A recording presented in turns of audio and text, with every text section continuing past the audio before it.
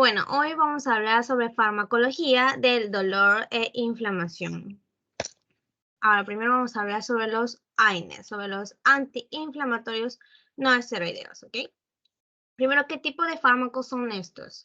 Estos son fármacos que evitan la fiebre, son antipiréticos, evitan el dolor, varios tipos de dolor, ¿no? Según el fármaco que usemos, el dolor visceral, dolor somático, dolor neuropático, que ocasiona, ¿no?, el herpes.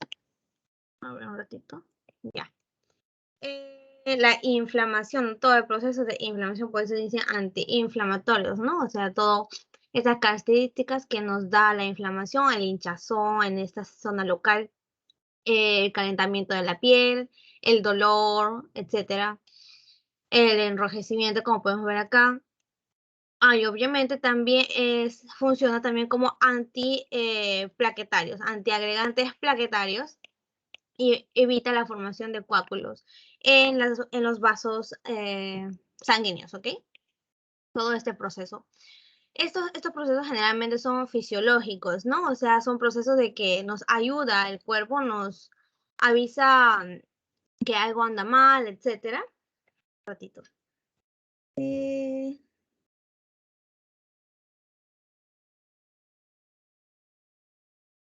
Ya.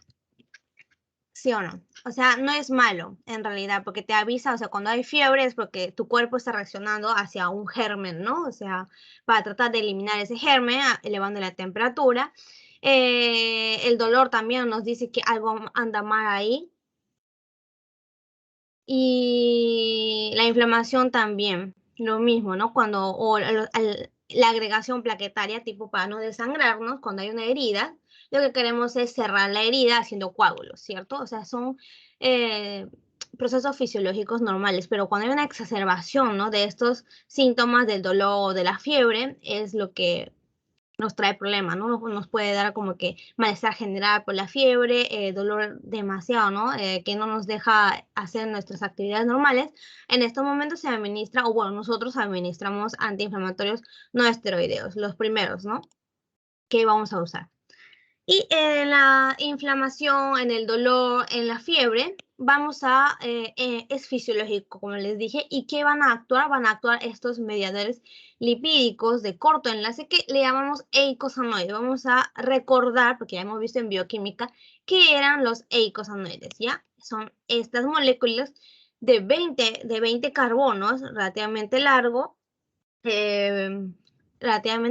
y son lípidos, son unos tipos de lípidos que se generan cuando ocurre fiebre, cuando ocurre inflamación o para que ocurra el dolor o la agregación plaquetaria, se genera estos eicosanoides y varios tipos de eicosanoides en todo nuestro cuerpo. Hay como en total 20 tipos de eicosanoides, lo podemos dividir en tromboxanos, en prostaglandinas y en leucotrienos, ¿ok?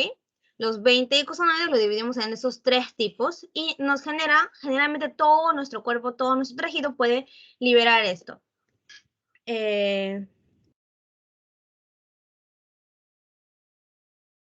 ¿Sí o no? Ya, como le dije, y no todo el cuerpo libera los 20 tipos de eicosanoides, obviamente, ¿no? O sea, dependiendo de cada parte del cuerpo, libera lo que el tejido necesita o el tejido quiere hacer. Ya. Y a ver, ¿qué más podemos decir sobre los eicosanoides? Ya. Tiene diferente, dependiendo de qué tipo de eicosanoides, ¿no? Como les dije, son 20 tipos y los clasificamos en 3, ¿no? Tromboxanos, prostaglandinas y leucotrienos. Dependiendo de qué eicosanoide estamos hablando, qué eicosanoide genere el tejido, nos hace diferente efecto cuando se une al receptor. Nos puede ocasionar vasodilatación, ¿no? En el caso de las prostaglandinas E1, E2, D2 y las prostaciclinas I2.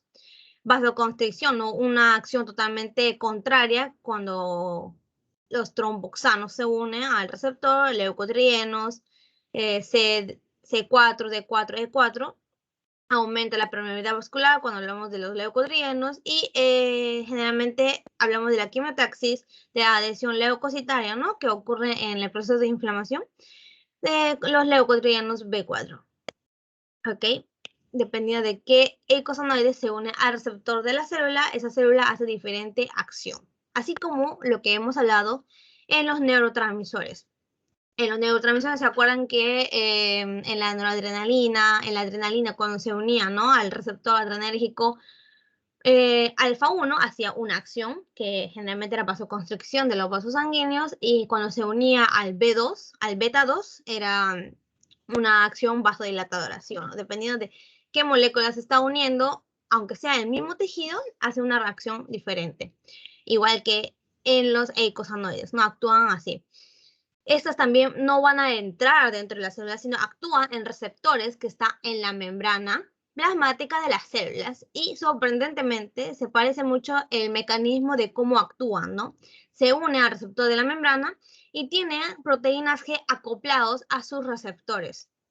O sea, le podemos decir que son receptores metabotrópicos, al igual que los receptores adrenérgicos, al igual que los receptores muscarínicos que habíamos visto en el sistema nervioso central, ¿cierto? Bien, y tiene varios tipos de proteína G, como ya hemos hablado, habían 3 tipos.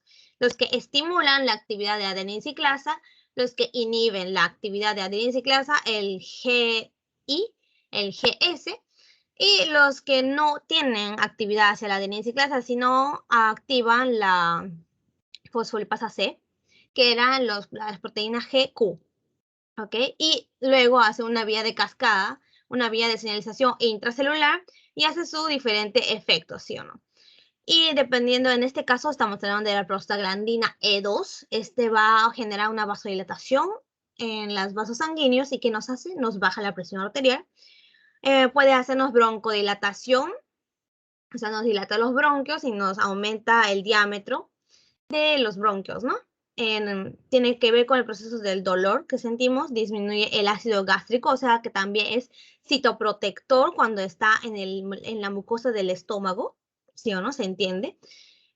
Cuando disminuye el ácido gástrico, que es lesivo generalmente para las células, si nos disminuye esta producción, nos está protegiendo, ¿no? Nos disminuye una excesiva producción de ácido gástrico para que no dañe nuestra mucosa gástrica, ¿ok? También tiene una función protectora. Y aumenta la temperatura. También actúa en el sistema nervioso central, básicamente esto, en el hipotálamo, y cambia, bueno, ese proceso ya lo vamos a ver ahorita, nos aumenta la temperatura. Y de forma totalmente contraria, tenemos a las tromboxanos A2, que hace vasoconstricción, broncoconstricción, y tiene que ver con la agregación plaquetaria. ¿Ok? Si se aprende así en conjunto, se les va a hacer más fácil de memorizarse. Ahora vamos a ver el proceso de cómo se genera estos eicosanoides, ¿no? Porque no están todo el tiempo en nuestros vasos, en nuestra circulación, ¿no? O en nuestro organismo. Estos eicosanoides se van a generar por estímulos que llegan a la membrana plasmática. Estímulos que llegan a la membrana plasmática, estos estímulos van a activar a esta enzima crítica para este proceso, la fosfolipasa A2. Activa la fosfolipasa A2, que degrada los fosfolípidos a ácido araquidónico. Esta es la molécula principal para la generación de cualquier eicosanoide, ¿ok? Cualquier eicosanoide se genera primero a partir del ácido araquidónico, que se genera a partir de lípidos que están en la membrana celular, ¿ok? A este ácido araquidónico va a hacer efecto 2 tipos de enzimas. Primero, las enzimas ciclooxigenasas, que son 2 tipos también acá, se dividen en 2. La ciclooxigenasa 1, conocida como COX-1, y la ciclooxigenasa 2, conocida como el COX-2, más fácil, ¿sí o no? ¿Ok? Y cuando las ciclooxigenasas actúan, ¿no? Como son enzimas, degrada al ácido araquidónico y lo convierte en prostaglandina G2 primero, ¿no? Que es el común de las prostaglandinas. Lo convierte en prostaglandina GH, y de acá se divide en varios tipos de eicosanoides, en tromboxanos A2, en prostaglandina D2, G2 y en prostaciclinas. ¿Ok? Que tienen diferente acción. Como ya hemos visto, las prostaciclinas nos generan vasodilatación, inhiben la acción plaquetaria, y estas están en balance, ¿no? Acá tenemos un efecto de tromboxano A2 que hace vasoconstricción y que favorece a la agregación plaquetaria. La prostaglandina D2, E2, que se encargan de vasodilatación e incrementan la permeabilidad vascular. Esta permeabilidad vascular nos sirve bastante, ¿no? Para la movilización de los leucotrienos a los tejidos en un proceso de inflamación, por ejemplo. De los leucocitos, perdón, ya. Ahora, este era un tipo de enzima que hacía efecto a los ácidos araquidónicos, ¿sí o no? Y este es el enzima principal que vamos a hablar en los AINES.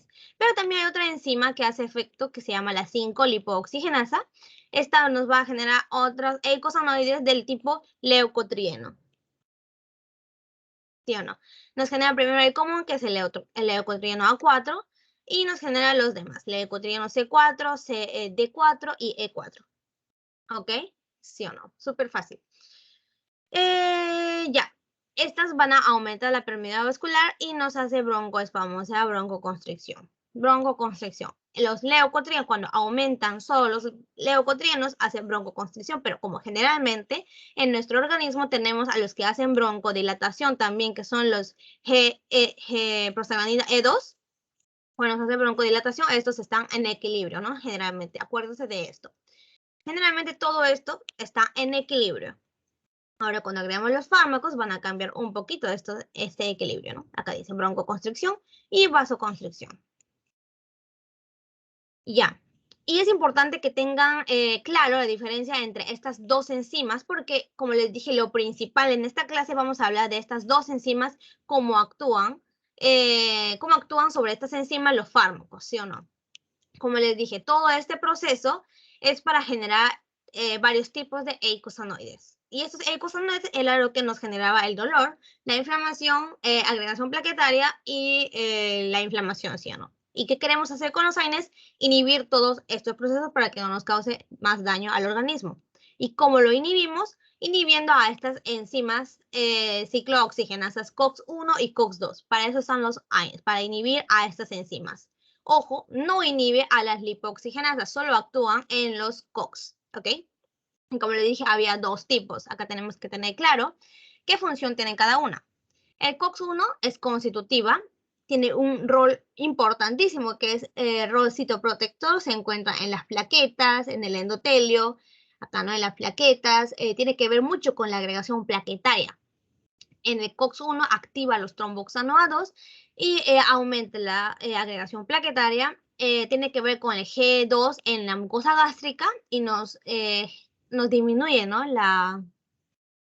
la producción de ácido gástrico y tiene un rol citoprotector que nos protege la mucosa gástrica. Por eso le llamamos constitutivo, ¿no?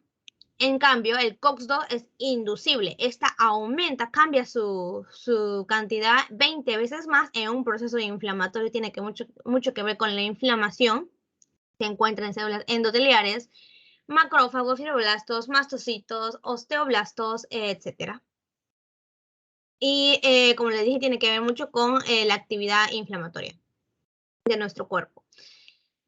Y ya, básicamente en el AINES, que es nuestro antiinflamatorio no esteroideo, nuestro objetivo va a ser inhibir al COX-2 para evitar todo el proceso que nos causa la inflamación, como el dolor, el calor, etc.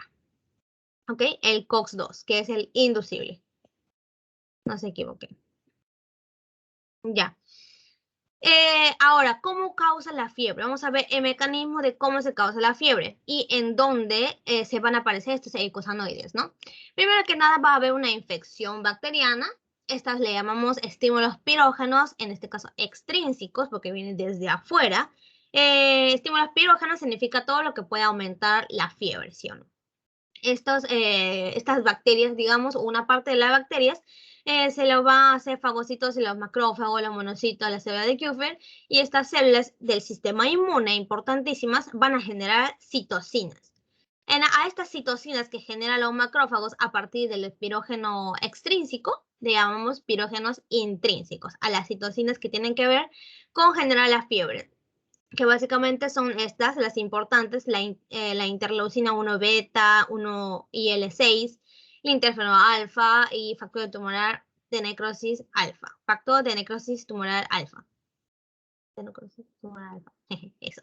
El TNF alfa, ¿ok? Todas estas citocinas son pirógenos intrínsecos que generan nuestro cuerpo y van a actuar ya directamente en el sistema nervioso central, en este lugar, en el órgano vascular de la lámina terminal, que está cerca del tercer ventrículo, al ladito del hipotálamo. Y así ya estas moléculas no necesitan pasar en la barrera hematoencefálica actuando en este lugar. ¿Ok?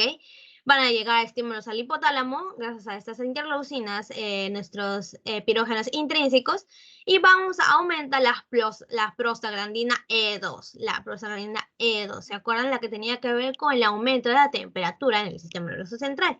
Estas van a actuar en el hipotálamo con diferentes receptores, porque tiene varios tipos de receptores, EP1, EP2, EP3, EP4. ¿Ok? Y todos acoplados a proteína G de diferente tipo. La prostaglandina E2 va a generar que el hipotálamo reprograme su set point de la temperatura normal, según el hipotálamo, porque el hipotálamo es el que manda, ¿no? O sea, dice que ya nuestro set point normal era normalmente 37 grados. En todo nuestro cuerpo se mantenía a 37 grados, que es nuestra temperatura corporal normal, según el hipotálamo.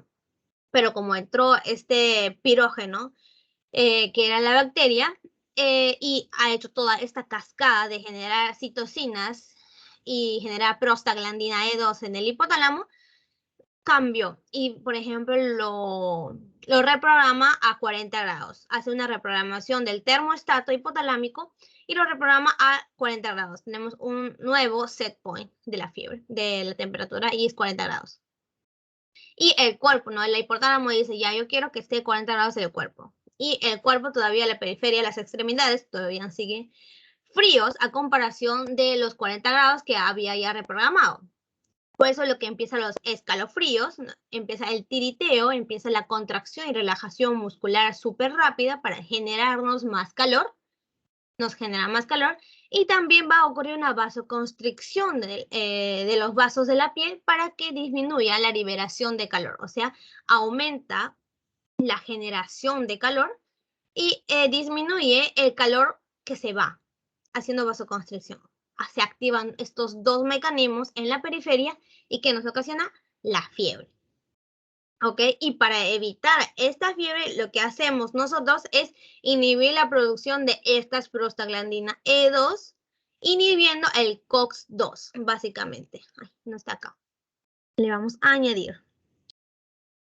Esta prostaglandina E2 es generado gracias al COX-2. Y por eso nuestro objetivo con los AINES es inhibir a este COX-2 para que ya no haya una reprogramación del termostato hipotalámico, ¿no? ¿Sí o no? Este es el mecanismo de la fiebre. Muy fácil, simplemente queremos inhibir la COX-2 con los AINES. Ahora sí, ya que hemos hablado un poco de mecanismos fisiopatológicos de defensa que hace nuestro cuerpo, vamos a hablar sobre los AINES en sí.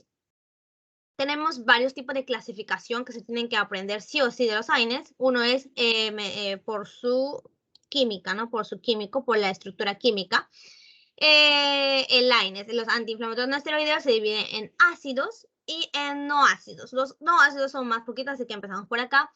Digamos que son los no antiinflamatorios esteroideos, porque el para-aminofenol, que es el paracetamol, este no es exactamente un antiinflamatorio no esteroideo. ¿Por qué?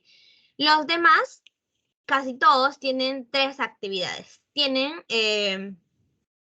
aparte de la aspirina, casi todos tienen acción inflamatoria, antipirética, perdón, antiinflamatoria, antipirética, ¿y qué me faltaba? Antiinflamatoria, antipirética y analgésica, que evita el dolor. Ajá, gracias. Analgésica, ¿sí o no? Casi todos tienen esas actividades. Aparte de aspirina, que también tiene una función antiagregatoria plaquetaria. El paracetamol no tiene esta actividad, no tiene ni antiagregación plaquetaria, ni tiene una función antiinflamatoria. O sea, no inhibe casi nada la inflamación. Solo hace analgesia y hace antipirética. Para eso sí es muy útil, pero no inhibe la inflamación, por eso no es antiinflamatorio, y es por eso que es como que no está en los AINES, ¿no? Pero sí, porque tiene poquita actividad inflamatoria, así casi nada, casi nula, pero bueno, sí lo tiene y le pusieron en este grupo, en la teoría. Y ya, tenemos a los ácidos, que son los que van a ver más. El paracetamol también les va a venir bastante en el examen. Acá vamos a enfatizar algunos que he visto en sus exámenes pasados para que le pongan más énfasis, aunque son casi todos, pero bueno, hay algunos que no se le ve. El salicilato. ¿Qué tenemos acá? La aspirina, muy importante. El propiónico. Tenemos al naproxeno, ibuprofeno, ketoprofeno. Ya, estos dos primeros he visto en su examen, más el ibuprofeno, pero el naproxeno también alucinan. Así que bueno, casi todos, como les dije. El nólico, que está en metamizol, les va a venir bastante en el examen. Piroxica y menoxica no les viene mucho dentro de los enólicos. Dentro de los acéticos tenemos al ketorolaco, diclofenaco y indometacina. Estos sí, los tres creo que son claves. Y los COX-CYP. Los COX-CYP son los antiinflamatorios no esteroideos relativamente nuevos que se encargan exclusivamente de inhibir al COX-2, porque generalmente los antiinflamatorios no esteroideos inhiben a los dos ciclooxigenasas, al COX-1 y al COX-2, ¿ok? Pero estos COX-CYP casi solo inhiben al COX-2. Casi exclusivo de la COX-2, el celecoxib, etirocoxib y lumiracoxib. Más que nada les va a venir en su examen el celecoxib. Bueno, pero no sé, no es tan difícil, ¿no? Si termina en coxib, son los coxibs. Los que son selectivos del COX-2. ¿Ok? Ya. Ahora la clasificación según su, digamos, selectividad. Como les acabo de decir, generalmente todos los antiinflamatorios no esteroideos, sea paracetamol, sea naproxeno, sea ibuprofeno, diclofenaco, casi todos inhiben a ambos, al COX-1 y al COX-2. ¿Ok? Pero entre ellos siempre van a estar más inclinados hacia uno de ellos, o sea, tiene más selectividad al COX-1 y algunos tienen más selectividad al COX-2, por ejemplo, ¿no? Acabo de mencionar que los COX-CYP son selectivos, así tal cual del COX-2. Por eso inhiben, solo el COX-2 tiene una selectividad alta del COX-2. Están inclinados hacia inhibir solo al COX-2. En cambio, vemos el ketorolaco. El ketorolaco, que era parte del grupo de los acéticos, igual que el diclofenaco, que la indometacina. Esta va a inhibir, o bueno, está inclinado al COX-1. Esta sí va a inhibir a ambos, al COX-1 y al COX-2, pero están más inclinados a inhibir solo al COX-1. O sea, tiene más selectividad al COX-1, ¿ok? Y ahí tenemos grados. Le sigue, a ver, el ketoprofeno, la indometacina, a ver, ¿qué más? El naproxeno, hasta naproxeno y ibuprofeno, ya está casi al medio, ¿no? Estas sí van a inhibir a casi ambos por igual. Al COX-1, al COX-2, tenemos acá el paracetamol, que también está casi en el medio. No tiene preferencia por casi ninguno. Y el salicilato sódico, ¿no? Que es la aspirina, también, casi nada, no tiene selectividad. El diclofenaco, este sí un poquito importante, acá nos dice la teoría que su selectividad se parece mucho a los COX, o sea, tiene una selectividad mayor a los COX-2 que al COX-1, ¿ok? El diclofenaco. Pero igual así inhibe al COX-1. En poca cantidad, pero inhibe al COX-1.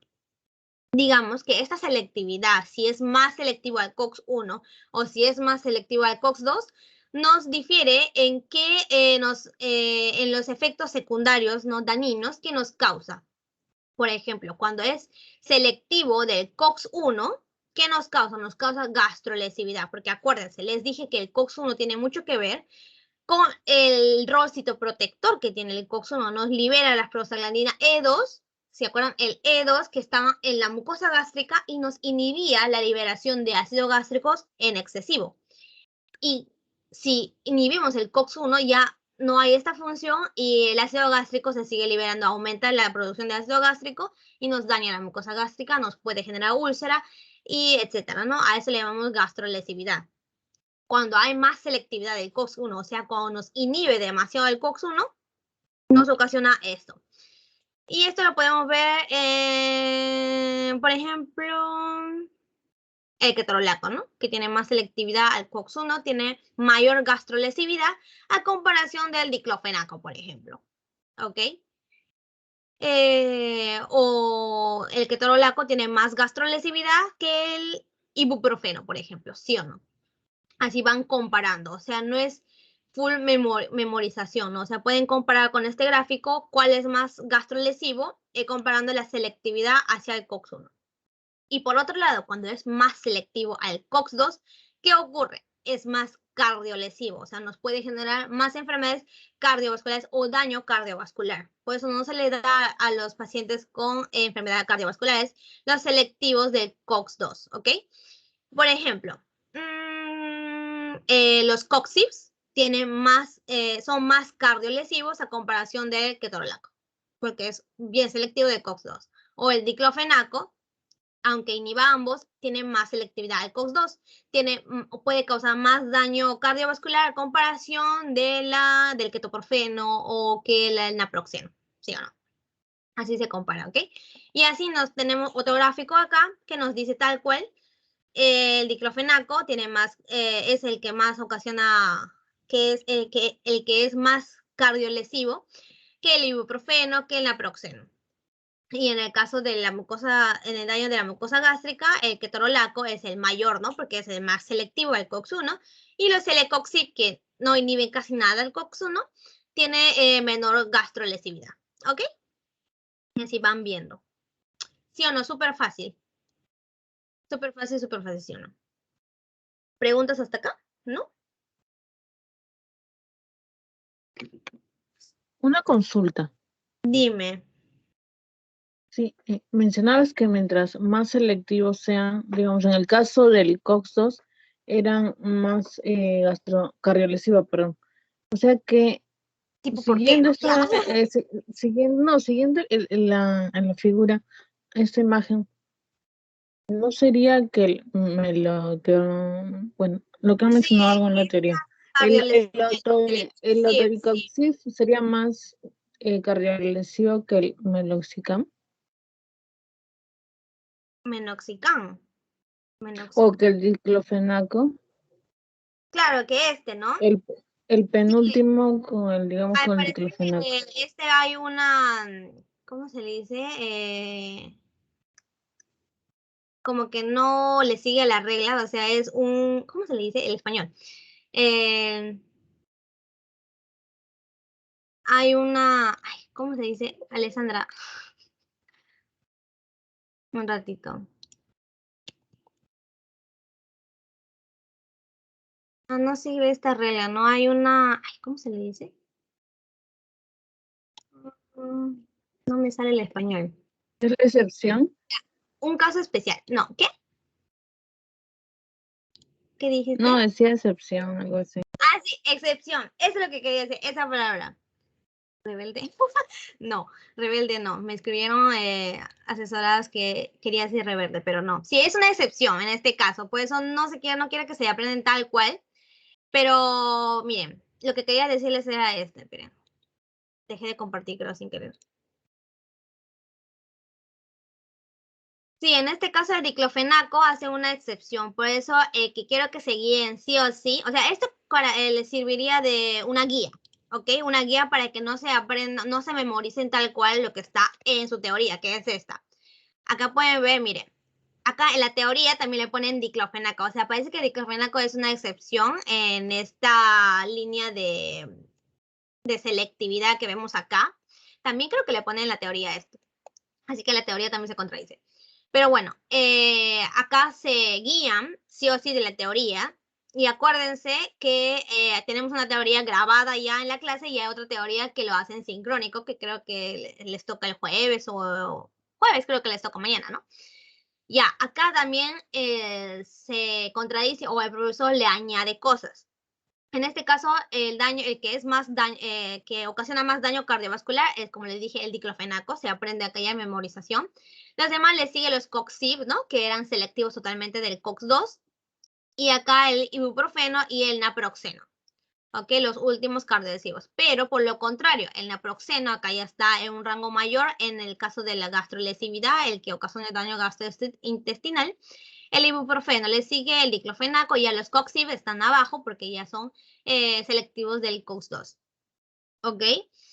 Y un dato plus que le agregaron era el ketorolaco, ¿no? Habíamos visto acá que el ketorolaco era el mayor, sí ya le sigue las reglas, ¿no? O sea, no es para nada excepción.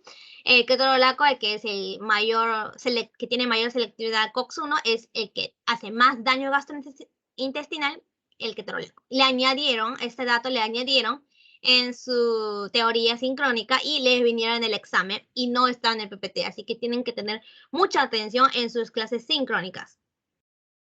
Ya, y otra cosa que quería como que enfocar.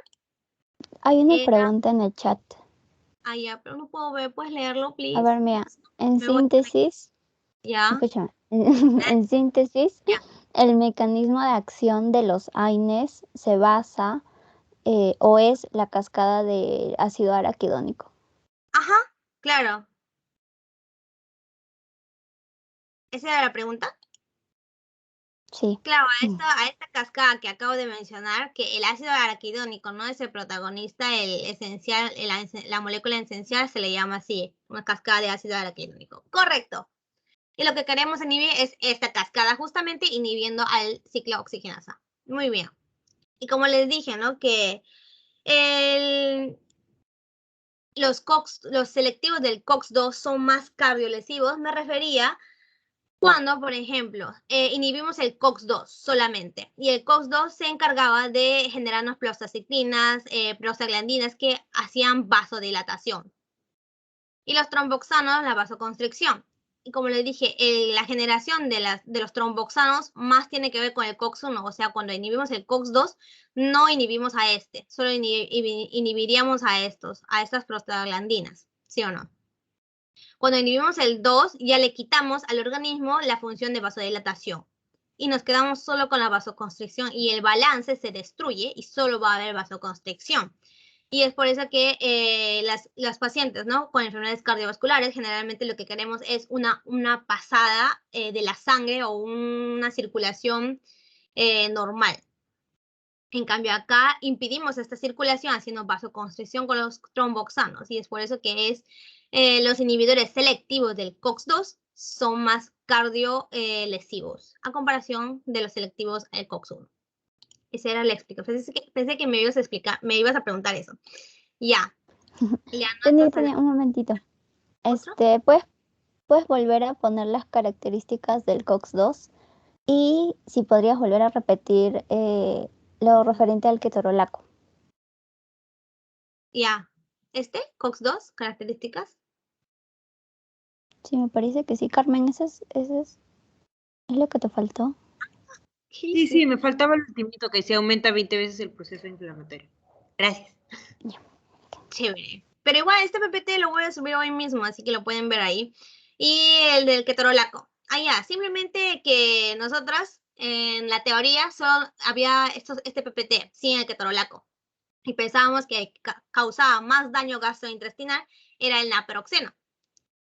¿Ok? Y en las opciones estaba ketorolaco, naproxeno, celecoxib, diclofenaco. Y nosotros como solo habíamos visto la teoría, habíamos puesto naproxeno y jaladas, pues, o sea, no jalamos, ¿no? Pero estaba mal esa pregunta. Y resulta que el profesor dijo no, porque en el sincrónico habíamos dicho que el ketorolaco era el que causaba más daño gastrointestinal. Y lo podemos comprobar con la otra imagen de la teoría, o sea, no sé si está en la teoría, no me acuerdo, que está acá, ¿no? Cuando habíamos dicho que depende de la selectividad si es cardiolesivo o si es gastrolesivo. Como el ketorolaco vemos acá en el principio, ¿no? Que es más que dentro de los AINES es el más selectivo al COX-1, el COX-1 que tenía protección, que hacía protección en la mucosa gástrica, ¿no? De los COX-1, como inhibe selectivamente más a es más cardiolesivo que los demás AINES. Perdón, gastrolesivo, ¿ok? Que daña la mucosa gástrica cuando le damos eso, ketorolaco, ¿ok? Y por eso les puse acá, en la teoría, en su imagen de la teoría, porque es la imagen de la teoría que les va a dar. ¿Ok? Esas eran las características de los AINES en general. No es tan difícil. ¿Preguntas? ¿No? No me salía la palabra. ¿Qué era la palabra? Excepción, eso. Y que no saben, cuando me pongo nerviosa se me van las palabras en español. Generalmente. Cuando mencionaste el mecanismo de la fiebre, ¿cuáles eran los pirógenos extrínsecos? Los pirógenos extrínsecos, un ejemplo lo puse, ¿no? Las bacterias que causaban infección. Y esas bacterias van a ser fagocitados por los macrófagos, por ejemplo, y los van a destruir o van a tratar de destruir a estas bacterias. Los estímulos pirógenos extrínsecos son estos, ¿no? Los que ingresan desde afuera. Los macrófagos van a destruirlos y van a generar proteína, ¿no? O van a generar partecitas de las bacterias y a estas partecitas le llamamos pirógenos extrínsecos, los que generan un cambio en la temperatura y que vienen de afuera, extrínsecos. Y estos son los intrínsecos. Acuérdense, extrínsecos e intrínsecos. Gracias. Chévere. Otra más, sino para empezar con la aspirina. Ya terminamos. Vamos a explicar sobre la aspirina, diclofenaco, ibuprofeno, paracetamol y celecoxib y terminamos la clase. Bueno, mi clase. Le falta sobre los opioides, que es más largo todavía. Jejeje. Ya, rapidito. Aspirina. Esta tiene las propiedades de las 4 A's, que es, habíamos dicho, la aspirina era el único que hacía antiagregante plaquetario, antiinflamatorio, analgésico y antipirético, ¿ok? Nos para la fiebre, no impide la agregación plaquetaria, nos para el dolor y también la inflamación, ¿ok?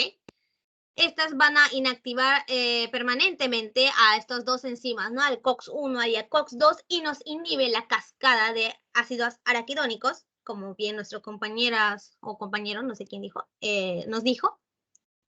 Y esta va a inhibir 50 veces más al COX-1 que al COX-2. O sea, tiene más selectividad al COX-1 que al COX-2. Y hemos dicho que cuando inhibe al COX-2, al COX-1, nos inhibe a los tromboxano A2. O sea, tiene una función antiagregatoria, ¿no? Porque nos inhibe a los tromboxanos A2. ¿Ok?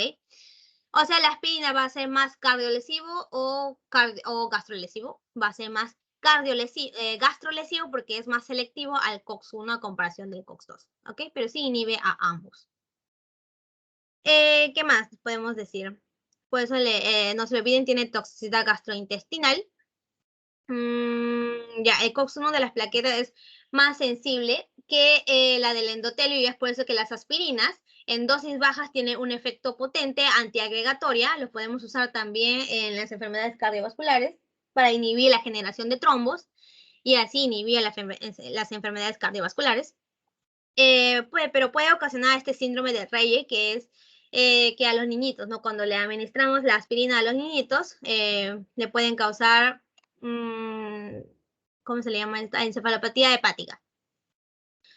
Y ya, la pregunta si se puede usar en las embarazadas, si le podemos dar a las embarazadas. Yo trabajo en una clínica ginecológica, como les había dicho en mi presentación, no sé si les dije, trabajo en una clínica ginecológica ahorita, y sí he visto que le dan aspirina, pero está contraindicado a los pacientes, están contraindicados a los pacientes en la gestación en el último tercer trimestre.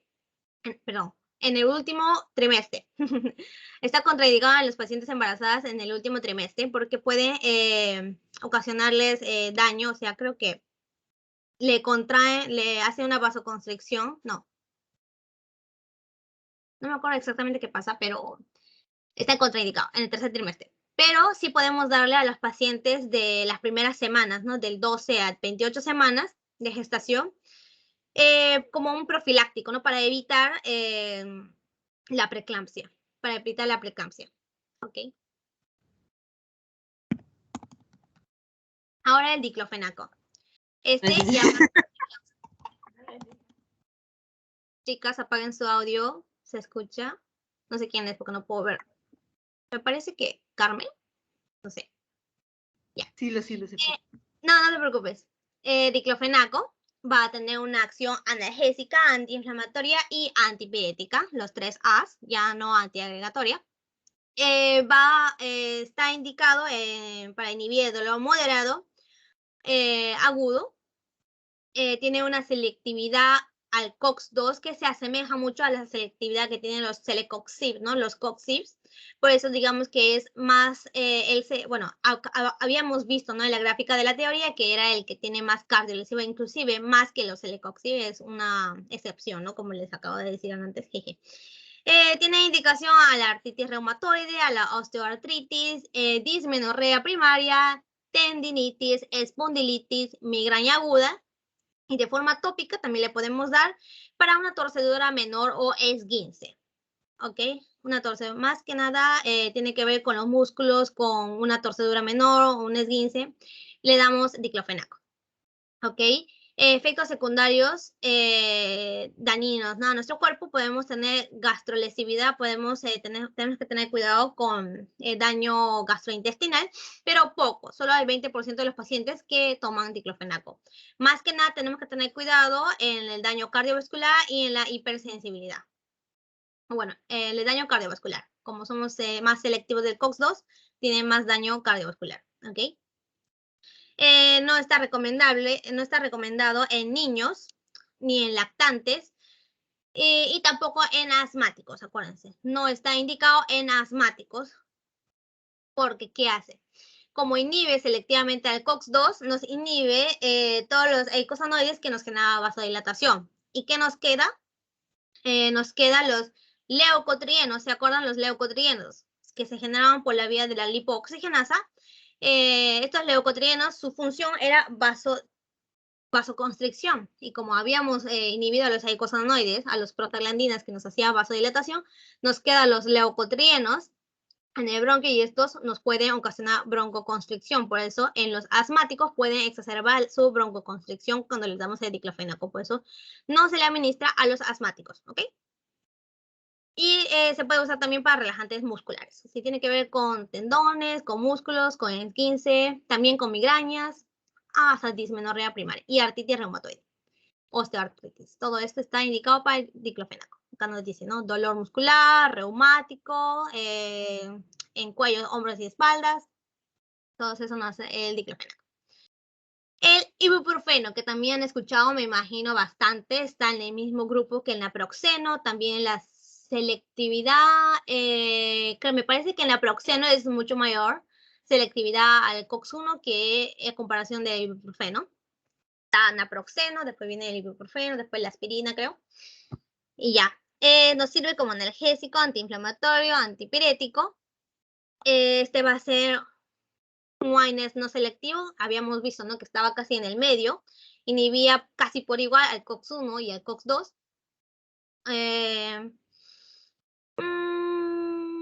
Ya, está indicada cefaleas, odontalgias, dismenorrea, artritis reumatoide también. Tiene menos toxicidad gastrointestinal que otros a comparación, ¿no? Del ketorolaco, por ejemplo, pero sí a comparación del naproxeno. Viene ketorolaco, naproxeno y ibuprofeno, pero sí tiene gastrolesividad. Está contraindicado en las enfermedades ulcerosas, en las personas asmáticas y en el tercer trimestre del embarazo, al igual que la aspirina, ¿no? En el tercer trimestre del embarazo no se le da aspirina. Ya. Ahora el paracetamol. Estamos en el penúltimo. El paracetamol es el que nos administra más los doctores, nos da paracetamol para todo, para el dolor. Acuérdense que no está indicado para un proceso inflamatorio, cuando hay inflamación, ¿no? Como la osteotendinitis, ¿no? Que habíamos visto, no se le da paracetamol, porque no inhibe la inflamación, solo nos inhibe, acuérdense, es un antipirético y un analgésico, no se olviden de esto, ¿no? Antipirético y analgésico, lo estoy repitiendo varias veces porque sí o sí les van a venir. Se puede administrar por vía oral o vía parenteral, indicación en dolor leve, fiebre en dosis alta. Puede ocurrir una hepatotoxicidad. Si es importante, el paracetamol va a hacer su metabolismo en el hígado. Va a tener una relativamente hepatotoxicidad. Tampoco no se zampen tanto paracetamol cuando tienen dolor. Y está contraindicado, bueno, ningún fármaco debería tomarse con alcohol, ¿no? Pero este específicamente nos dice que no se puede tomar con alcohol, porque acuérdense, el alcohol también se metabolizaba en el hígado por dos enzimas, ¿no? Y si ya hay una actividad aumentada, ¿no? Del hígado a la hora de tomar paracetamol, tratamos de desintoxicar el cuerpo. El hígado trabajando bastante, si le agregamos alcohol, se va a cansar más hepatotoxicidad, pues está contraindicado. Bueno, no podemos tomar alcohol junto con paracetamol, ni en sueños. Y ya, se puede tomar se puede tomar junto con antihistamínicos, sedantes y descongestionantes. Y a esto es lo que nos tomamos nosotros, el Panadol. El Panadol tiene todo esto, ¿no? Tiene paracetamol, tiene antihistamínicos y tiene descongestionantes. Cuando tenemos, supongo que toman cuando se resfrían, ¿no? El Panadol.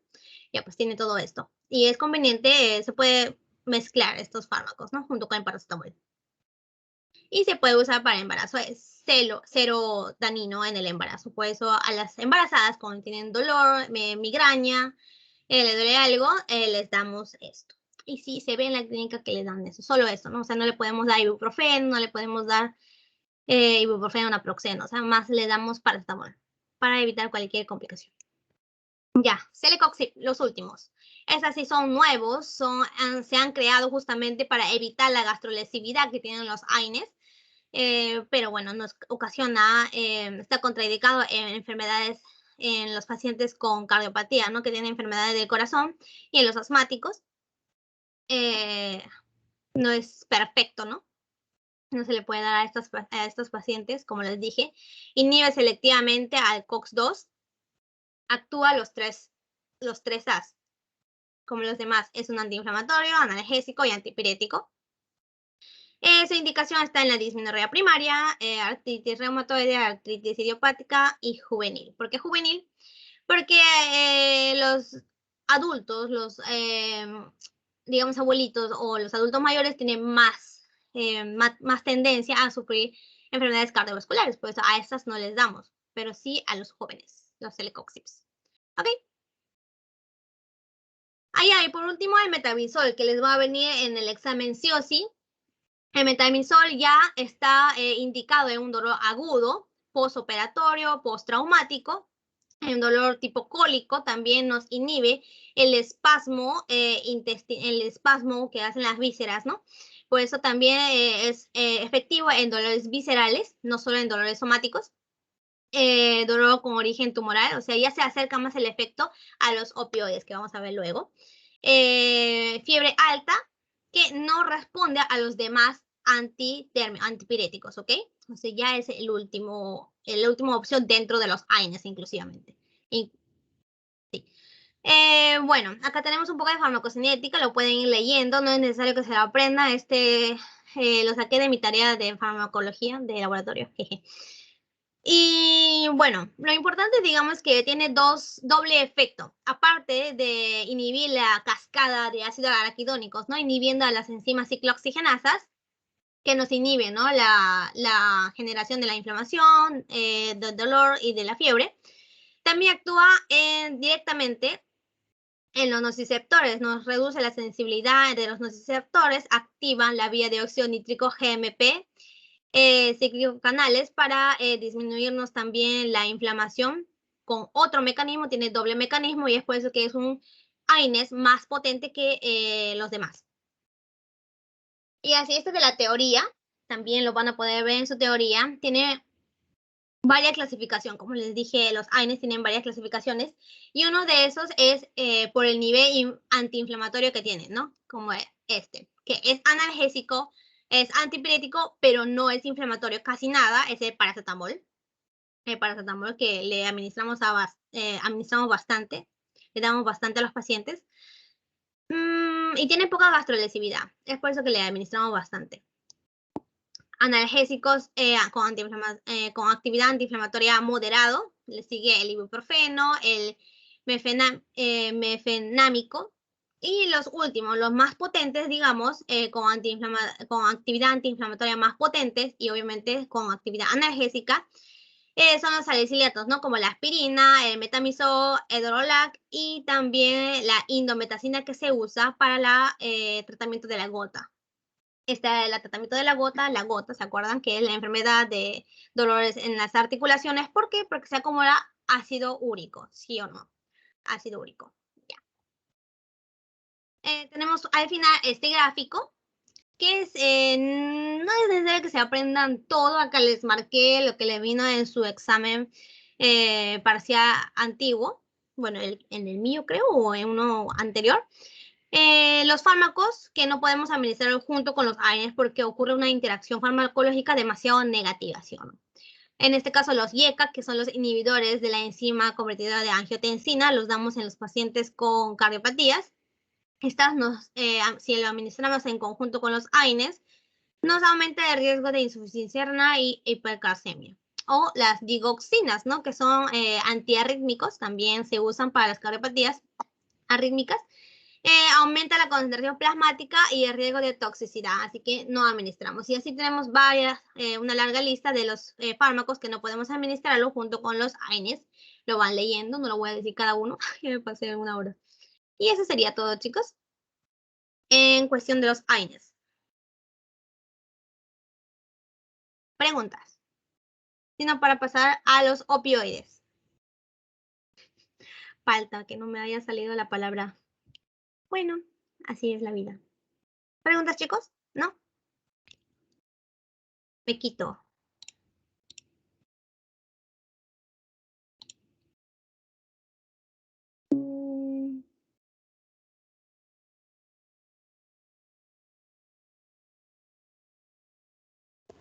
Muy bien, chicos, entonces si no hay preguntas sobre AINES, que es un tema muy bonito, por eso es que sea el tiempo, ¿no? Pero,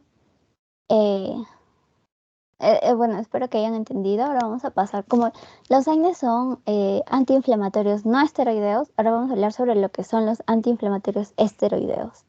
Sí, y aquí vamos a... Vamos a hablar sobre el mecanismo de acción. ¿Cuál es la diferencia entre estos AINES esteroideos, no esteroideos? Y aquí tenemos que hablar de una hormona muy importante que nosotros de manera natural, por así decirlo, producimos, ¿no? Y ustedes saben que el colesterol sintetiza hormonas esteroideas como, por ejemplo, el cortisol, que se encuentra en la glándula suprarrenal de nuestro riñón. Pero este cortisol, esta hormona fisiológica, en farmacología se va a llamar hidrocortisona, ¿sí? Entonces, un pequeño plus de fisiología.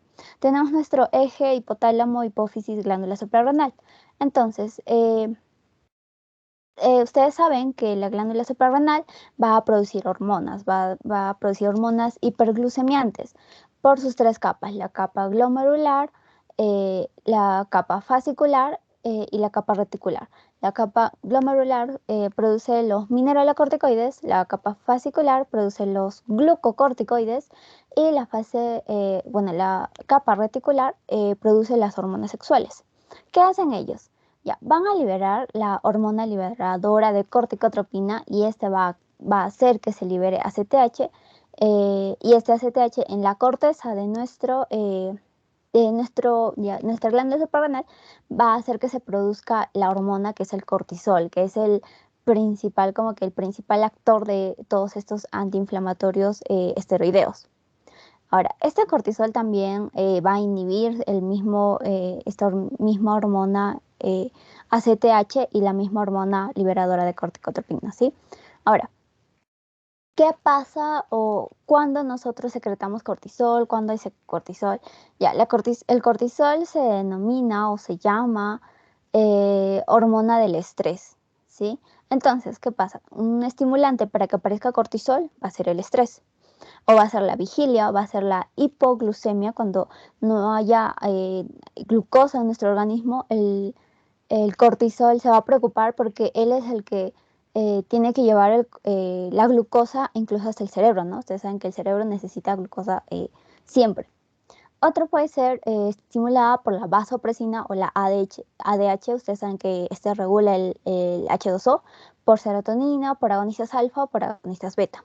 Entonces, ¿cómo actúan estos antiinflamatorios esteroideos? Ya, tenemos nosotros la cascada de inflamación, como ya se les mostró, la cascada de inflamación. Y esto va a tener mediadores, ¿no? Va a tener mediadores químicos que van a potenciar y desencadenar un proceso inflamatorio por nuestro mismo sistema inmune también. Entonces, ¿qué podemos hacer nosotros para que no haya esta inflamación, para que no se desencadene? Primero, podemos inhibir o bloquear a la fosfolipasa A2 y evitar que esta fosfolipasa A2 se dirija a la COX-1 y a la COX-2 y que estas COX-1 y COX-2 empiezan a producir prostaglandinas y así empeoran este proceso inflamatorio, ¿no? Entonces, una vía puede ser bloquear esta fosfolipasa A2. Otra vía puede ser bloquear las citoquinas, que estas, ustedes saben que por inmunología saben que se secretan o aparecen cuando hay un proceso de inflamación, ¿no? Entonces, otra vía es poder bloquear estas citoquinas, porque ustedes saben que estas citoquinas son como que el medio de comunicación entre todo para que se produzca la inflamación y se propague. Entonces, si las bloqueamos, ya inhibimos esta inflamación. Y otra vía puede ser ya bloquear directamente a las células, evitando que se formen o maduren. Ustedes saben que por el sistema inmune vamos a ver que va a haber neutrófilos, van a haber linfocitos T, van a haber citoquinas, macrófagos, células dendríticas, un montón de células. Entonces, podemos bloquear estas células, disminuir su madurez, su formación y así también detener este proceso de inflamación. Entonces, ya, pero ¿para qué nos van a servir estos antiinflamatorios esteroideos? Tenemos indicaciones, 3 indicaciones básicas. Estos fármacos van a ser antiinflamatorios, pero también como inhiben a nuestras células de nuestro sistema inmune, también se van a denominar inmunosupresores. Es por ello que podemos utilizarlo como reemplazo hormonal. Si le aumentamos la dosis, puede ser ya antiinflamatorio, y si le aumentamos más la dosis ya a un uso crónico, puede ser como inmunosupresor, ¿sí? ¿Y para qué lo usamos? Puede ser para procesos agudos, por ejemplo, una descompensación del asma, anafilaxia, un cuadro de shock, un edema cerebral en donde tengamos que actuar rápidamente. O también se puede usar como tratamiento crónico, o sea, a largo plazo. Aquí ya podemos hablar de las enfermedades reumáticas, enfermedades del sistema del tracto respiratorio crónicas, enfermedades alérgicas, neoplasias, ¿sí? Todo para inhibir esta inflamación, pero a uso crónico. Y según la dosis, podemos utilizarlo como reemplazo hormonal, como antiinflamatorio o como inmunosupresor. Ahora, la indicación es que estos corticosteroides o antiinflamatorios no esteroideos no son de primera línea. Primero nosotros tenemos que usar los AINES, tenemos que usar otros fármacos. ¿Por qué? Porque estos corticosteroides son inmunosupresores, ¿sí? Entonces, debido a esa característica, es porque no lo usamos de primera línea. Entonces, ¿cómo se clasifican estos? Se van a clasificar según nuestras hormonas, ¿no? Saben que tenemos glucocorticoides y mineralocorticoides. Los glucocorticoides generalmente van a modificar el metabolismo de la glucosa. Es por ello que ellos van a realizar o van a tener un efecto antiinflamatorio, a diferencia de los mineralocorticoides, que estos modifican la función de los líquidos o electrolitos de nuestro organismo.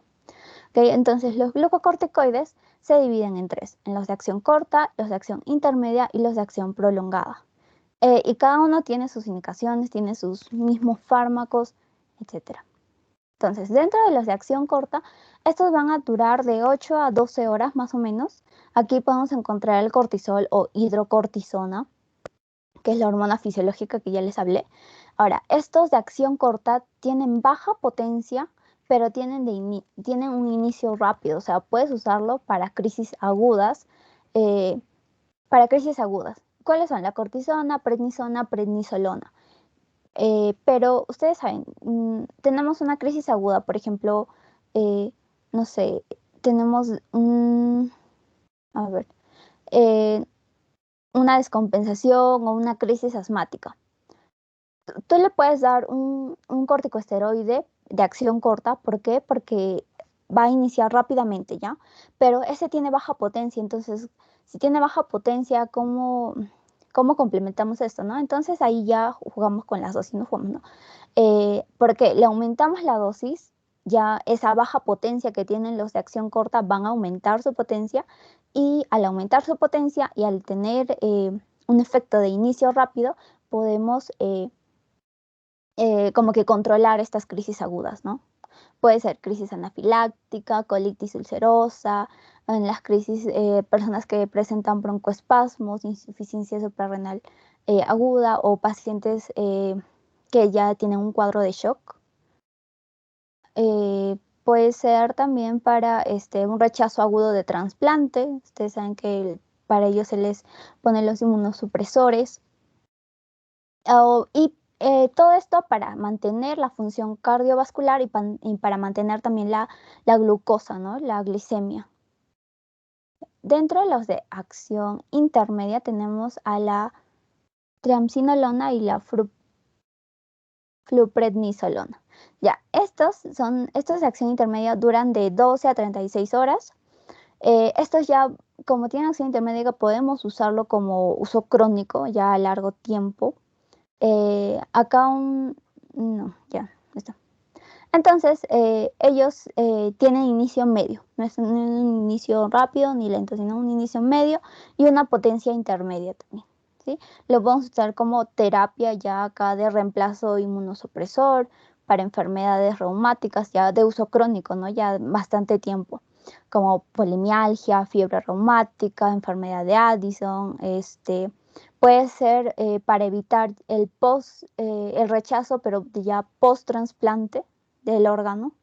Podemos utilizarlo para enfermedades hematológicas como anemia, leucemia y para enfermedades del riñón como el síndrome nefrótico y la glomerulonefritis. ¿Okay? Esto puede ser ya a dosis crónica, más tiempo, no solo una dosis. En los de uso prolongado ya tenemos a la dexametasona, betametasona y flumetasona. Este grupo de corticosteroides de acción prolongada son nuestros corticosteroides más eficaces y más potentes que tenemos.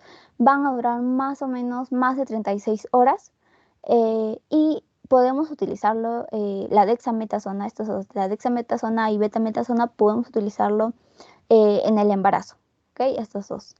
¿Por qué? Porque ellos van a madurar, van a causar la maduración pulmonar. Y esto es importante porque cuando la mujer está con amenaza de parto, entonces se le da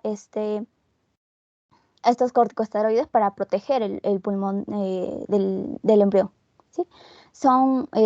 Ya lo usamos para enfermedades más graves, más urgentes, más crónicas, como enfermedad reumática, enfermedad de Addison, meningitis, tiroiditis, otitis, ¿ok?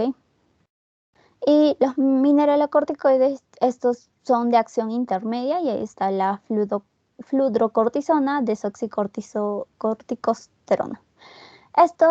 Los mineralocorticoides van a modificar la función de estos líquidos y electrolitos que nosotros tenemos en nuestro organismo. Y no se olviden que los glucocorticoides son los que modifican el metabolismo de la glucosa, es por ello que van a tener un efecto antiinflamatorio. Efectos adversos.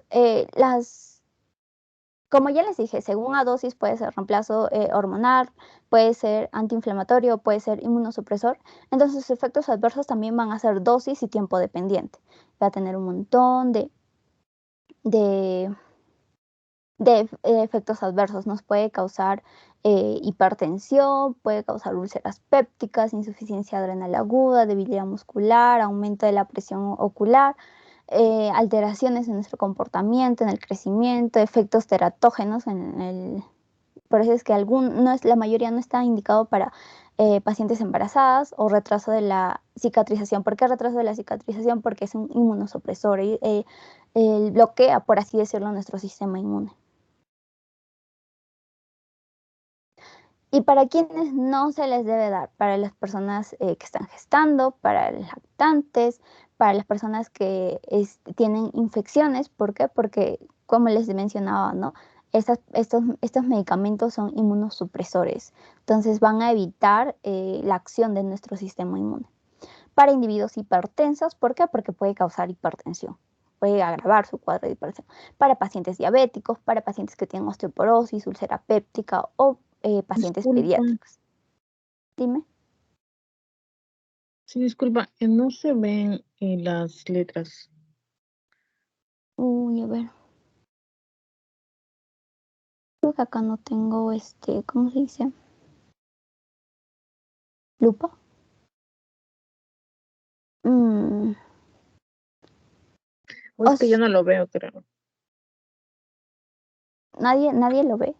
¿No ves lo que dice efectos adversos y contraindicaciones? Está relativamente Es grande. como si las letras fueran blancas. ¿En serio?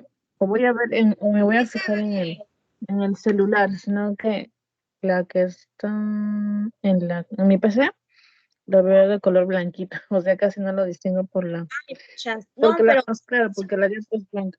Pero me voy a fijar en el cel tal vez sí lo veo. Sí, me avisas y ya, si no, le vemos cómo mando lo captura. solucionamos. Y Ajá.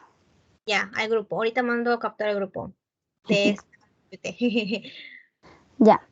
Mm, Hay interacciones. Estos glucocorticoides van a interaccionar con otros fármacos.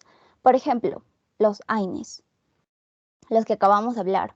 ¿Qué va a pasar con ellos? Va a potenciar su efecto gastrolesivo. Y si potencia su efecto gastrolesivo, ¿qué va a poder causar? Hemorragias gastrointestinales. Tiene más. Gastrointestinales. Con los YECA y con los ARA2, los YECA, los pacientes que consumen YECAs o ARA2, van a ser, si consumen corticosteroides, van a inhibir estos fármacos cardiovasculares. También va a tener interacciones con los fármacos antihipertensivos. ¿Por qué? Porque va a disminuir su efecto de estos antihipertensivos porque los glucocorticoides también van a retener sodio y agua. Entonces, estos corticosteroides van a ser prohipertensivos, por ello que también en contraindicaciones está en individuos que tienen hipertensión, ¿no? Si es prohipertensivo, va a aumentar su presión arterial. Otra interacción puede ser con los fármacos antidiabéticos porque van a aumentar la glucemia y van a competir con estos antidiabéticos, porque los glucocorticoides modifican el mecanismo de la glucosa, ¿no? Ahora, también con los anticoagulantes y con la heparina, no sé, perdón, heparina, ¿por qué? Porque va a aumentar su efecto de estos anticoagulantes. Con los diuréticos, aquí con los diuréticos puede causar hipocalcemia porque va a haber una mayor pérdida de potasio. Y también con la rifampicina, fenitoína y carbamazepina, estos anticonvulsivos, porque va a estimular al CYP3A4 en su metabolismo, entonces elimina más rápido, ¿no? Esta rifampicina, esta fenitoína y esta carbamazepina. Con los antidepresivos tricíclicos va a causar un aumento de la presión intraocular, y con los barbitúricos o antihistamínicos estos van a acelerar el metabolismo de estos corticosteroides. Entonces, hay un montón de interacciones, un montón de filtros para poder recién recetar estos antiinflamatorios no esteroideos. ¿Alguna pregunta con corticosteroides?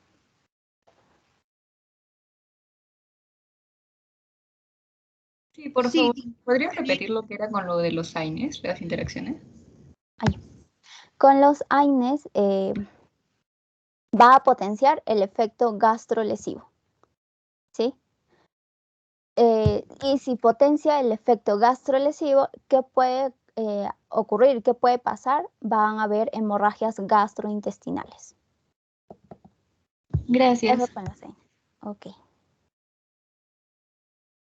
Ya. Ahí también mencionaste sobre que interactuaba con fenitoína, carbamazepina y qué más. Fenitoína, carbamazepina y rifampicina. Gracias. Listo. No, eso no. Ya. Entonces, ahora vamos a hablar sobre los opioides. Y no sé si alguien ha visto esta serie, no sé si se acuerda. Él es un paciente que tiene un dolor neuropático, un dolor muy crónico. Y es por ello que él usa Vicodin. ¿Ya? Acá en el Perú no tenemos. Vicodin su otro nombre es la hidrocodona. La hidrocodona es un opioide leve o moderado. ¿sí? Entonces, no sé si han visto la serie o no, pero él necesita tomar su medicamento sí o sí y no puede dejar de tomar, no puede vivir sin su medicamento. ¿Por qué? Porque estos opioides se caracterizan por generar adicción, ¿sí? ¿Y por qué generan adicción? Porque van a actuar a nivel de nuestro sistema nervioso central. Ya lo vamos a explicar mejor. Entonces, los opioides se pueden acordar de esta serie. ¿Lo han visto? Si no lo han visto, tienen que verla. Ya. Entonces. Sí, lo hemos visto. Ok, entonces, antes de hablar de opioides, tenemos que acordarnos de ciertas palabritas que vamos a estar mencionando, la cual es qué es opiáceos, qué son opioides, qué son endorfinas, qué es un narcótico, etc. Ya, entonces, los opiáceos van a ser derivados del opio, y el opio es una planta que se llama Amapola papaver somniferum, y que tiene especial es que tiene una actividad similar a la morfina. ¿Y cuál es la diferencia con los opioides? Ya estos son fármacos sintéticos o semisintéticos que están relacionados a la morfina, que quiere decir que su actividad va a ser tipo morfina, ¿sí? Y ahora estos opioides se van a dividir en dos grupos, en los opioides exógenos y en los opioides endógenos. Los opioides exógenos, ya con la clasificación vamos a profundizar más, pero acuérdense que los exógenos se van a dividir en tres, en los opioides naturales, semisintéticos y sintéticos, ¿sí? Y en los endógenos, los opioides endógenos, vamos a tener más receptores, fármacos. No son fármacos porque son endógenos, sería la encefalina, la endorfina, la dinorfina y la endomorfina. Y cada uno de estos endógenos va a tener como que afinidad con cierto receptor del mecanismo de acción de todos estos opioides, ¿sí? Ahora, es importante que se acuerden las farmacocinéticas. Estos opioides se van a básicamente administrar y absorber por cualquier vía. Poco menos por la vía oral porque su absorción va a ser muy errática, va a ser más disminuida, ¿sí? Puede ser intramuscular, intravenosa, etc. Entonces, como vamos a ver su clasificación, que van a clasificar en agonistas, antagonistas, ya lo vamos a ver. Estos agonistas puros, en especial estos opioides naturales y semisintéticos, van a atravesar la barrera hematoencefálica. Y los sintéticos van a ser más liposolubles todavía. Y ellos van a atravesar esta barrera hematoencefálica, pero incluso más rápido. Y es por ello que los fármacos sintéticos van a tener como que efectos centrales, efectos en el sistema nervioso central más potentes, más fuertes, ¿sí? Ahora, todos estos opioides se van a metabolizar en el hígado. Y si se metabolizan en el hígado, tenemos que tener también cuidado con pacientes que presentan problemas en el hígado, ¿no? ¿Por qué? Porque su excreción, por ejemplo, si es en el hígado y como son muy lipofílicos, un porcentaje se va a eliminar por las heces, se va a eliminar por las vías biliares y sus metabolitos inactivos se van a eliminar por vía renal. Entonces, ¿qué pasa si nuestro paciente tiene problemas en el hígado o problemas en el riñón? Entonces, es por ello que hay que tener cuidado si es que nuestro paciente presenta, ¿no? Cirrosis, presenta insuficiencia renal, porque va a alterar, no va a alterar todo este metabolismo de los opioides. Entonces, ¿cómo es su mecanismo de acción? ¿Qué serie es? Se llama Doctor House, pero solo vean la parte médica, ¿no? Ignoren todo lo demás como Anatomy Grey, ¿no? Solo lo importante. Ya. Entonces, ¿qué pasa con el mecanismo de acción? Tú vas, estás normal y hay una zona dolorosa, ¿sí? Pero crónica, muy fuerte, que no pasa con AINES, no pasa. Esta información va a llegar al cerebro. El cerebro es el que va a reconocer la información. Entonces, los opioides se van a caracterizar por inhibir varios niveles de sensación de dolor, pero tanto a nivel periférico como los AINES y a nivel central. Lo importante de los opioides es que aparte como que ayudarnos en todo lo que es el dolor, actúan a nivel central. Si actúan a nivel central va a causar un montón de signos, síntomas, efectos adversos, ¿sí? Entonces, esta sensación de dolor que es más a nivel central, ¿cómo actúa? Entonces van a haber receptores que se encuentran en la membrana presináptica y en la membrana postsináptica. Los receptores que se van a encontrar son los receptores MOR. Entonces, aquí en estos receptores se van a encontrar los opioides. Se van a preferir ahí y bloquean este receptor y ahí se quedan. Ahora, ¿qué pasa? Cuando va a haber la percepción del dolor en el cerebro y la médula se va a regular porque, o sea, este dolor, ¿cómo se regula? Este dolor en el cerebro y la médula se va a regular porque al bloquear nosotros, al bloquear los opioides, al juntarse con estos receptores, tienen la característica de unirse a proteínas G inhibitorias. Y estas proteínas G inhibitorias pueden ser los receptores mu, los receptores kappa, los receptores delta. Y no solo las proteínas G inhibitorias, sino también las proteínas GS. Y ustedes se acuerdan de farmacodinamia, que una proteína G inhibitoria, al ser activada, activa, ¿no?, la adenilciclasa. Esta adenilciclasa activa la AMP cíclico y esta activa la proteína quinasa. Y si se activa esta proteína quinasa, va a haber una mejor abertura de los canales de calcio, y si hay mejor abertura de los canales de calcio, va a haber una mejor transmisión del dolor. Ahora, si hay esta liberación de calcio, también va a haber movilización de vesículas, va a haber transcripción de genes para mejorar este dolor. Todo esto fisiológicamente, si es que no consumes opioides. Entonces, tú consumes un opioide, este va a inhibir el receptor, la proteína G inhibitoria, y va a inhibir toda esta cascada que les mencioné de la adenilciclasa, la AMP cíclica o proteína quinasa.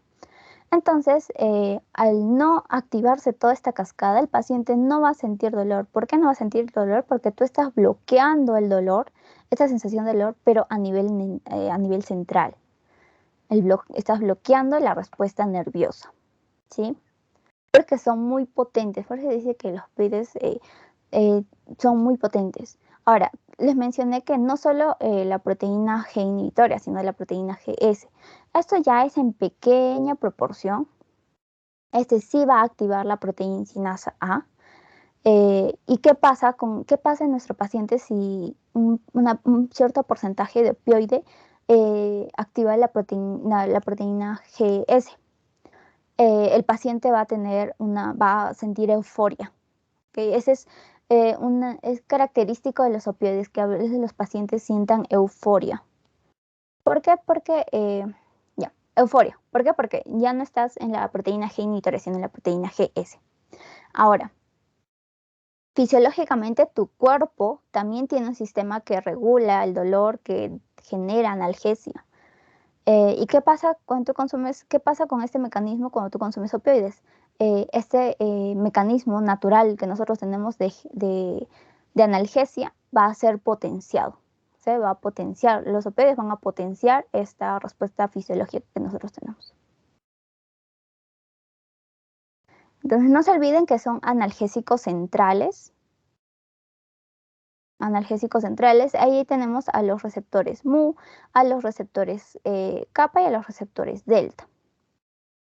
Y ahora, aparte de estos receptores, también cada receptor va a tener como que su órgano, cada receptor va a tener cada receptor va a causar algo en nuestro organismo. Por ejemplo, los receptores acá que vemos, no sé si se ve, ya les voy a decir. Igual estas diapositivas van a subir hoy día mismo. Entonces, los receptores mu, que tenemos dos, mu1 y mu2, los receptores mu2 generalmente van a causar depresión respiratoria, van a causar dependencia física, van a causar prurito, bradicardia. Los mu1 van a causar sedación, euforia, también pueden causar analgesia supraespinal, analgesia, todo el tipo de analgesia. Otro receptor es el delta. Entonces, el delta 1 y el delta 2.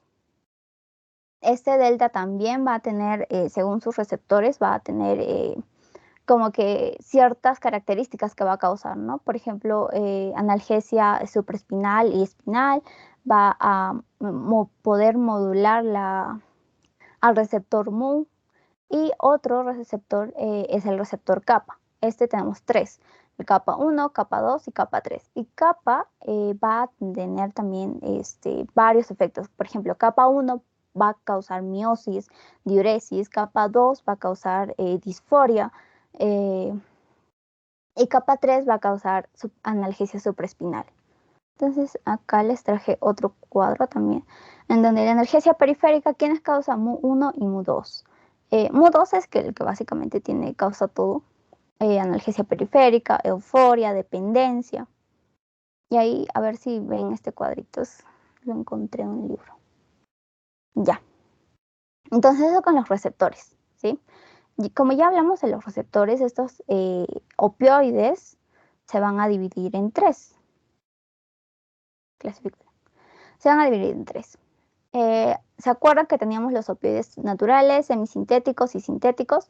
Estos van a denominarse agonistas puros. Ustedes saben, por farmacodinámica, agonistas puros. Y estos van a estimular al receptor mu, ¿sí? ¿Quiénes tenemos dentro de los opioides naturales? Tenemos la morfina, que es nuestro gold estándar de todos los opioides.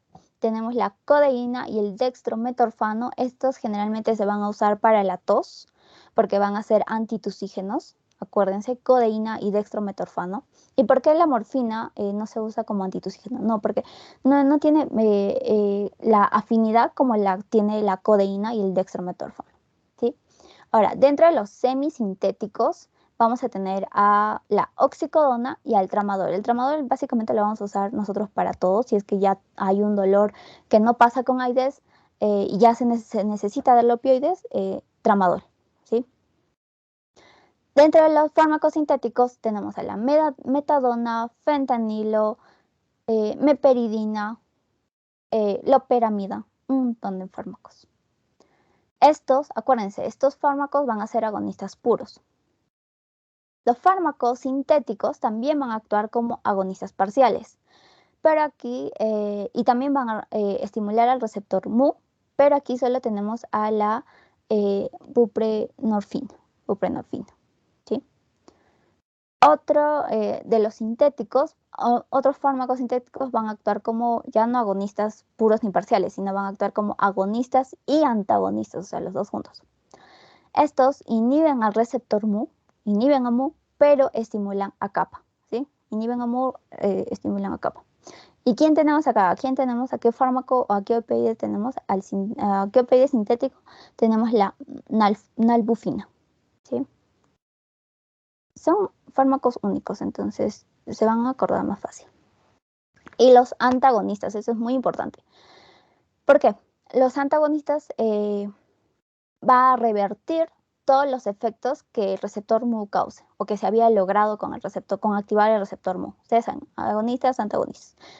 Y el antagonista que nosotros usamos va a ser, o el gold estándar antagonista que usamos es la naloxona. Y la naloxona va a poder revertir todos los efectos de la morfina, por así decirlo, ¿no? de los opioides. O también puede ser la naltrexona. Entonces, ¿por qué es importante esto? Por la potencia analgésica. Ustedes saben que la OMS creó una escalera terapéutica en donde el primer escalón no se usan opioides, pero se usan solo analgésicos como el paracetamol, metamizol. Si el dolor no pasa, no sigue presente, ya utilizamos opioides débiles, opioides con otros analgésicos, ¿no? Como la codeína, el tramadol, o ya opioides más potentes y así subiendo en la escalera. Entonces, para ello es importante que ustedes sepan la potencia analgésica, que los opioides débiles, la morfina, como les dije, es nuestro gold estándar. Entonces, de la morfina para abajo van a ser los opioides débiles, la morfina para arriba, opioides potentes, ¿sí? Si no funciona ninguno de estos fármacos, ya usamos neuromodulación o ablación de nervios, ¿sí? Ahora, pero es importante que ustedes se den cuenta que el dolor es una sensación subjetiva. Siempre va a haber una causa que genere dolor. Entonces, no es solo tú, ya viene a consulta, tiene dolor, toma, ya un opioide. No, un AINE, no te pasa, ya, un opioide. Ya, los dos, no. No, ustedes tienen que buscar la etiología del dolor. ¿Por qué pasa ese dolor? ¿Qué le está causando? Y tratar como que la raíz, ¿no? No solo las ramitas. Entonces, acuérdense, para dolor leve puede ser el tramadol, la codeína, la hidrocodona. Para un dolor grave ya podemos utilizar morfina, fentanilo, oxicodona. Y los antitusígenos que les mencioné, la codeína y el dextrometorfano. Y aquí vamos a profundizar más con lo que le decía, ¿no? Los agonistas puros, los agonistas antagonistas.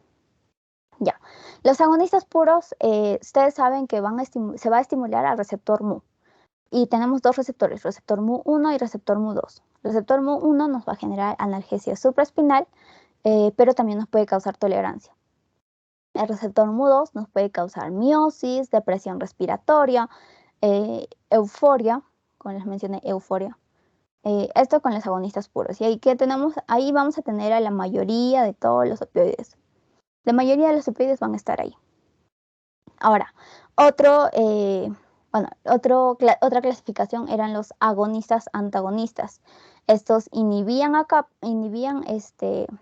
el efecto de mu y estimulaban el efecto de kappa, ¿sí?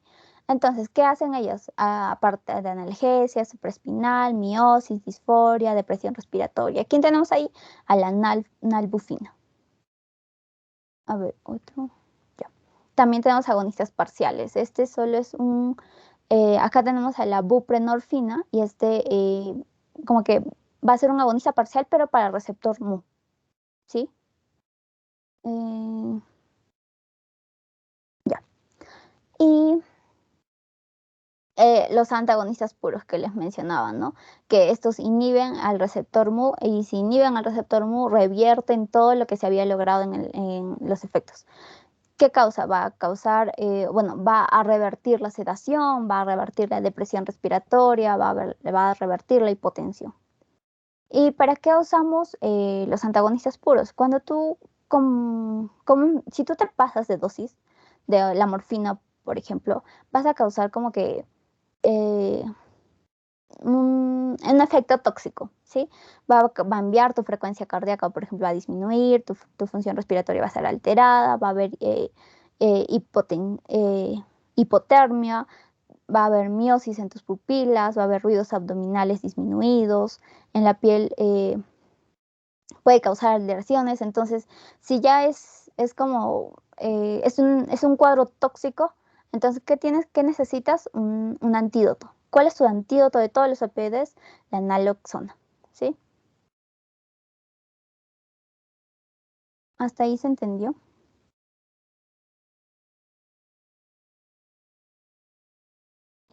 Ya, espero que sí. Muy bien. Entonces, ahora vamos a pasar a los efectos adversos. Como tiene acción central en el sistema a nivel de nuestro cerebro, va a causar supresión de la liberación de ciertas hormonas, como la LH, FSH, ACTH, cortisol. Va a incrementar la prolactina, que si es que actúa a nivel del receptor mu1, o la hormona de crecimiento, o sea, puede causar un efecto antiviral, va a tener un montón de efectos. Va a causar miosis, les voy a decir lo más importante, va a causar miosis, no midriasis, miosis, puede causar convulsiones porque va a excitar a las células piramidales del hipocampo y va a inhibir la liberación del GABA. Y es por ello que la naloxona también va a antagonizar estas convulsiones, ¿no? Porque es nuestro antagonista. Puede causar, uno de los, no sé si habrán dado cuenta, en la anterior diapositiva les dije depresión respiratoria. Uno de los efectos adversos de los opioides va a ser la depresión respiratoria. Este es el efecto más significativo que nos va a causar los opioides, porque va a disminuir su frecuencia respiratoria, va a disminuir la ventilación minuto. ¿Por qué? Porque disminuye la sensibilidad del centro respiratorio, va a deprimir los centros reguladores que nosotros tenemos en nuestro ritmo respiratorio. Puede causar tos, bueno, va a deprimir el centro de la tos y por ello ahí usamos la codeína y el dextrometorfano. Puede causar náuseas, vómitos. A nivel cardiovascular nos va a causar bradicardia. ¿Sí? Bradicardia puede causar hipotensión postural porque va a reducir la precarga, puede reducir el consumo de oxígeno y también la reducción del trabajo del músculo, el músculo miocárdico. A nivel gastrointestinal, va a haber menor tono miógeno, menor tono de los esfínteres, va a retrasar el vaciado gástrico, por ello que disminuye el cardias, y si disminuye la competencia del cardias, puede haber aumento de riesgo de regurgitación o broncoaspiración, puede disminuir la motilidad gastrointestinal, y si disminuye la motilidad gastrointestinal, por ello que va a retrasar el vaciado, ¿no? Va a prolongar el vaciado gástrico. ¿Qué más? En el tracto genitourinario va a haber retención urinaria, va a aumentar el tono y amplitud de las contracciones ureterales, va a disminuir el reflejo de la micción. En el útero va a prolongar, en las mujeres embarazadas va a prolongar el trabajo de parto. Y el neonato va a tener mayor sensibilidad de tener depresión respiratoria. En la piel puede haber urticaria, prurito, todas esas alteraciones comunes, ¿no? Eso con sus efectos adversos. Ahora, como los opioides actúan a nivel central, van a causar un montón de síndromes. Uno de ellos puede ser el síndrome de tolerancia. Esta es porque al tú generar o dar opioides, vas a necesitar dar dosis mayores para mantener el mismo efecto. ¿Sí? Entonces, al dar el mismo efecto, generas tolerancia, ¿no? Otro, puede haber dependencia psíquica, porque el paciente va a tener la necesidad de consumir el opioide para así conseguir el efecto. Es como que a ti te duele bastante, como en la serie que les decía, ¿no? Le duele bastante, entonces el paciente va a necesitar consumir su opioide, su fármaco, para que calme ese dolor. ¿A quién le gusta vivir con dolor? Puede haber depresión física, porque vamos a ver un estado adaptativo al opioide y entonces puede haber el síndrome de abstinencia. El síndrome de abstinencia al dejar de consumir estos opioides. Puede haber adicción, ya este es un trastorno neurobiológico crónico en donde va a haber un uso ya desmedido de este opioide. ¿Sí? Puede haber síndrome de abstinencia, como ya les mencionaba. ¿Por qué? Porque al ser una sustancia que actúa a nivel central, se va a asimilar como una sustancia psicotrópica, ¿sí? Entonces puede haber alteración de la conciencia, alteración de la cognición, la percepción, del estado afectivo, y todo causando o englobando al síndrome de abstinencia. Ya, y acá les traje otro cuadro para ustedes que vean la selectividad de los fármacos según al receptor que actúan, ¿no? Por ejemplo, la morfina va a preferir más el receptor mu, así como el tramadol. A ver, una diferencia. Ya. La morfina va a actuar a nivel del receptor mu, receptor kappa, receptor delta. ¿Sí? A ver si lo reviso. Y entonces acá les hablo, como otra vez les menciono, ya más resumido, los efectos adversos, ¿no? Reacciones alérgicas, náuseas, vómitos, estreñimiento, somnolencia. Ya en un efecto agudo les dije la depresión respiratoria, que es el efecto adverso más significativo. Puede haber también miosis y depresión del sistema sensorial. Y a un efecto crónico, podemos ya los trastornos que le dije, ¿no? La tolerancia, la dependencia. Y además que estos fármacos también van a tener interacciones con otros fármacos. ¿Por qué? Por su metabolismo, por toda su farmacocinética. Puede interactuar con los inhibidores de la monoaminoxidasa, porque va a aumentar el riesgo del síndrome serotoninérgico, ¿ustedes se acuerdan que les hablé él? Puede haber un menor efecto del CYP3A4 en la rifampicina, en el ketoconazol, fluconazol, y es por ello que estos van a disminuir el efecto de los opioides, pero puede haber un mayor efecto con las benzodiazepinas, antidiarreicos, antihipertensivos, agonistas o antagonistas parciales que pueden terminar antagonizándose. ¿Sí? Muy bien, chicos, terminamos con opioides. ¿Alguna pregunta? No pasamos al pasito.